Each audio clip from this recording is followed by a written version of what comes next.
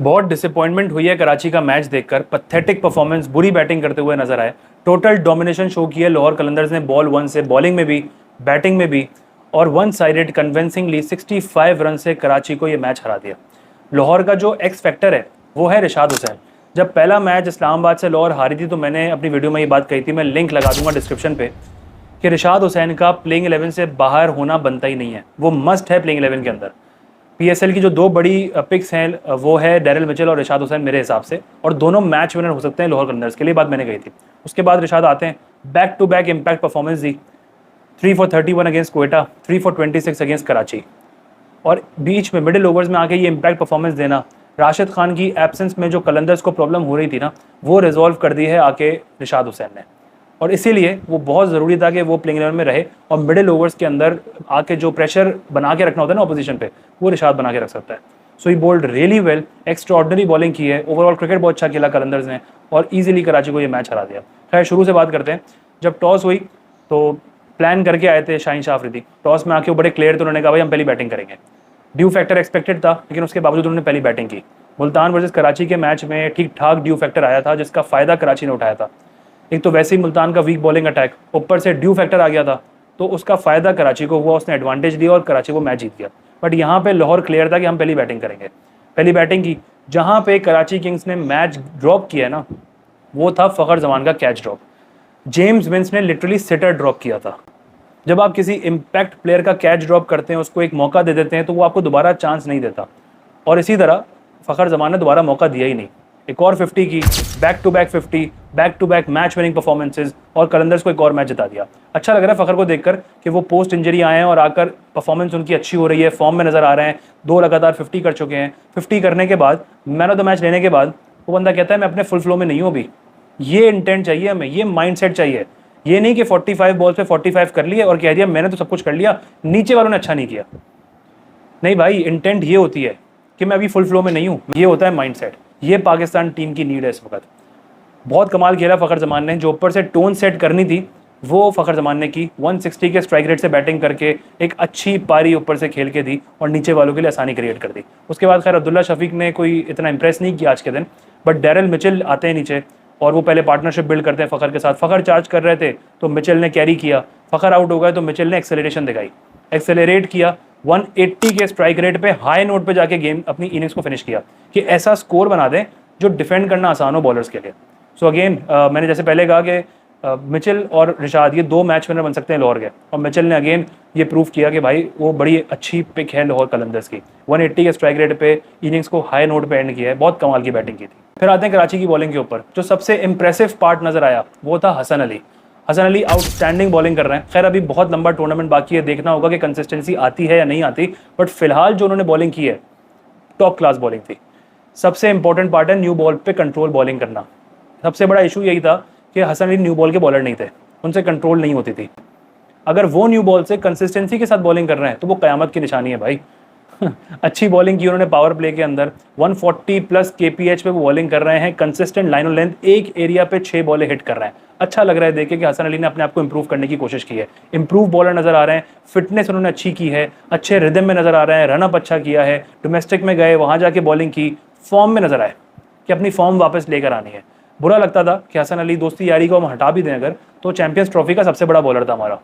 उसके बाद उसने अपने आप को कभी सीरियस लिया ही नहीं है, बिल्कुल लाइट लेके अपना करियर खुद ख़राब किया है, तो बुरा लगता था देखकर। बट अब अच्छा लग रहा है कि वो जिस रिदम में वापस आए। बट आई होप, अभी बहुत लंबा टूर्नामेंट बाकी है, एक मैच के ऊपर नहीं जज किया जाता, बट जो इंप्रूवमेंट नज़र आई है वो इसी को कैरी कर सकें। सो अगेन बहुत अच्छा स्पेल था उनका, 4 for 28 4 ओवर के स्पेल में, एक्सेलेंट बॉलिंग। एडम मिल ओके नजर आए, 4 ओवर में 31 का उन्होंने स्पेल दिया, बट पावर प्ले में आज वो बेहतर थे। पावर प्ले में एक पार्टनरशिप अच्छी नजर आई हसन अली की और एडम मिल ने की, जिसकी वजह से थोड़ी सी पावर प्ले जो है ना वो कराची के कंट्रोल में रहा।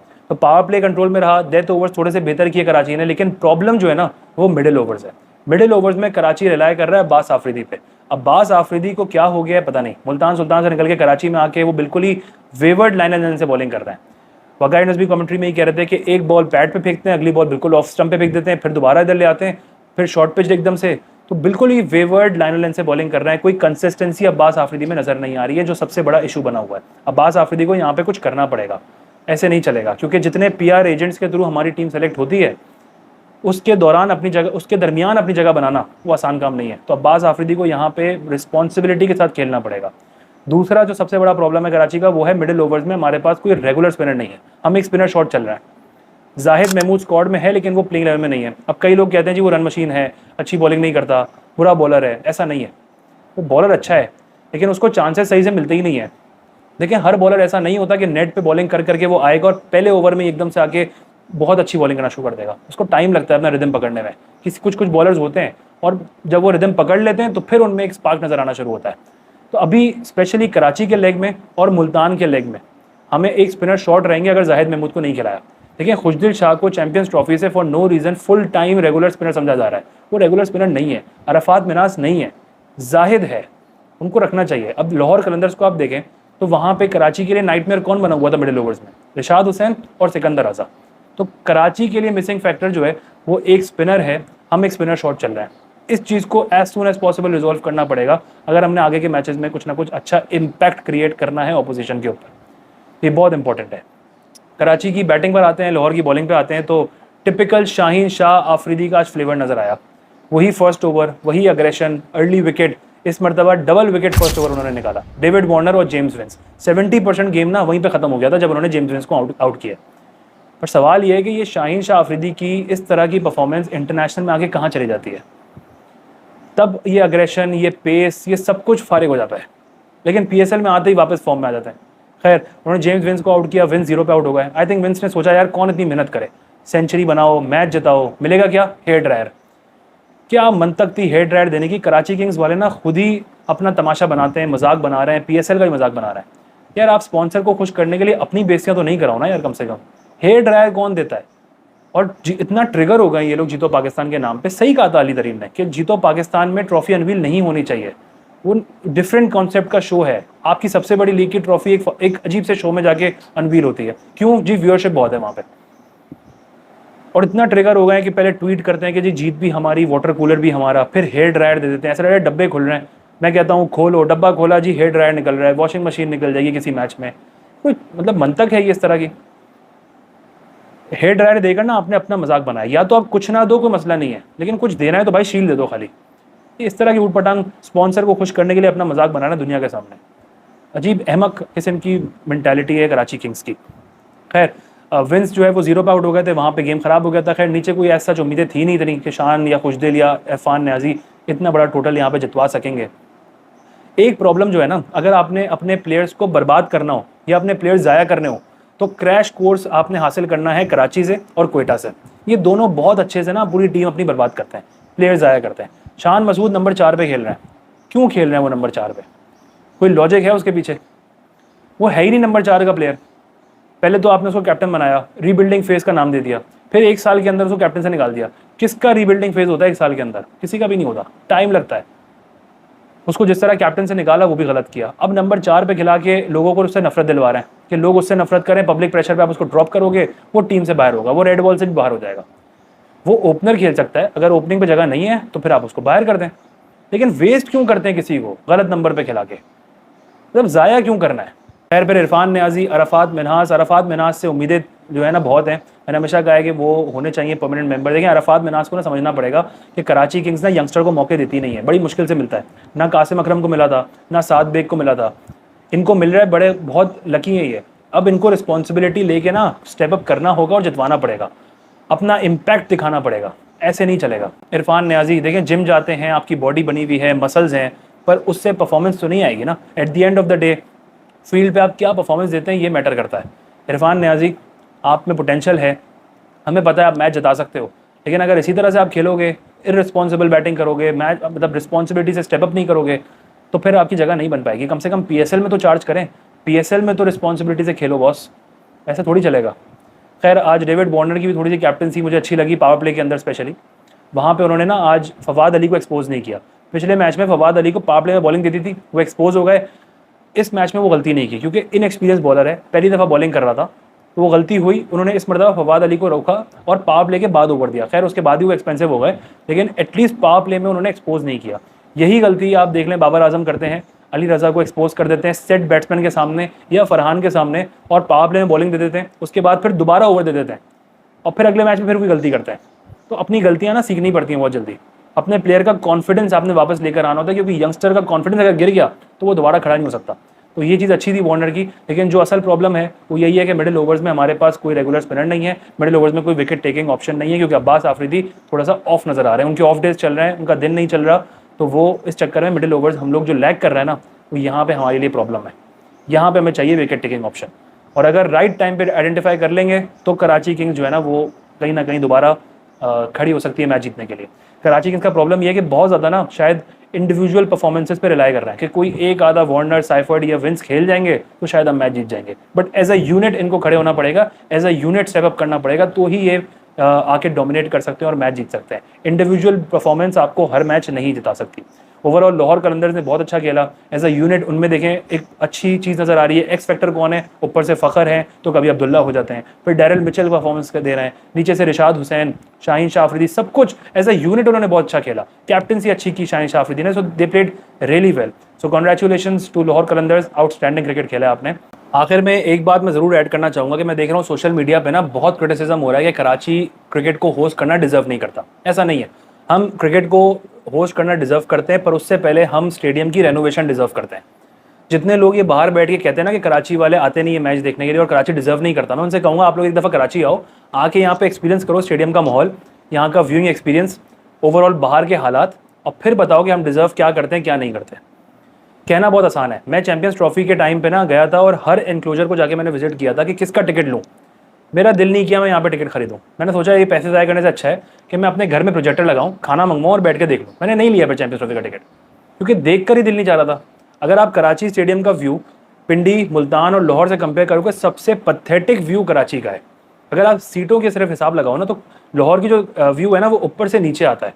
तब इस तरह का अब जो नया उन्होंने रेनोवेट किया है, ऊपर से नीचे का एक अच्छा व्यू देता है।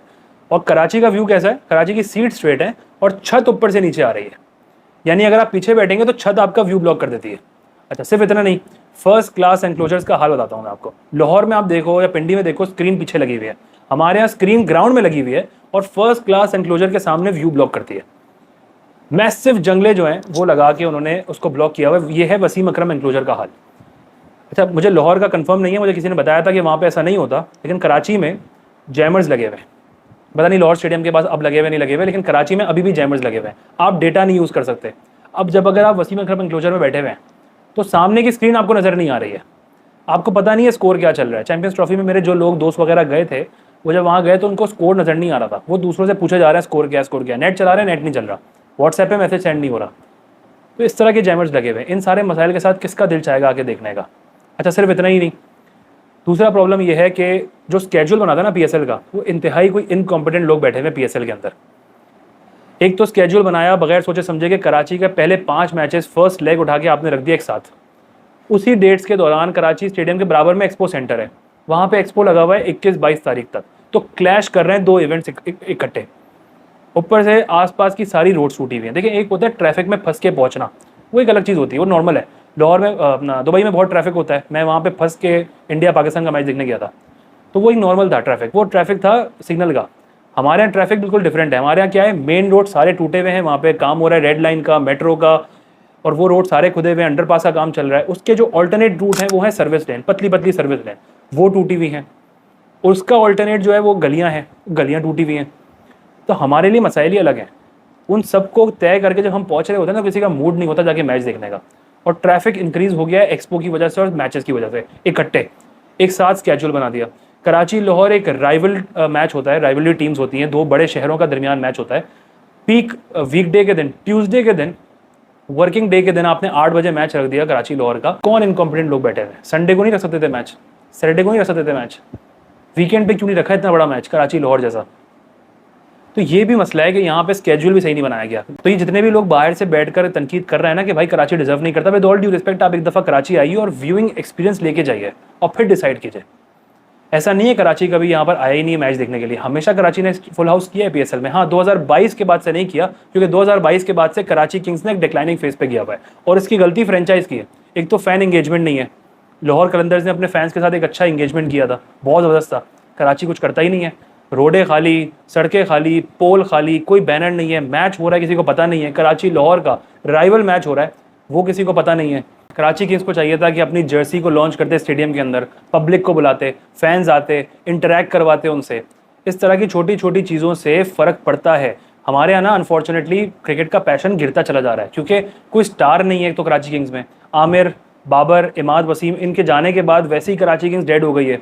आपने कोई स्टार लिया हुआ नहीं है, और अगर लिया है तो उसकी हाइप क्रिएट नहीं करना चाहते। अब अगर वार्नर को लेकर आए थे तो वार्नर को स्टेडियम में लेकर आते और पब्लिक को बुलाते कि भाई फ्री ऑफ कॉस्ट आपकी एंट्री होगी, वार्नर की हाइप क्रिएट करवाते, एनर्जी क्रिएट करवाते, नई जर्सी खूबसूरती से वहाँ लॉन्च होती, एक नया एंथम आता, फैन एंगेजमेंट होती, इससे बहुत फ़र्क पड़ता। लेकिन इसमें फ्रेंचाइज का मसला है।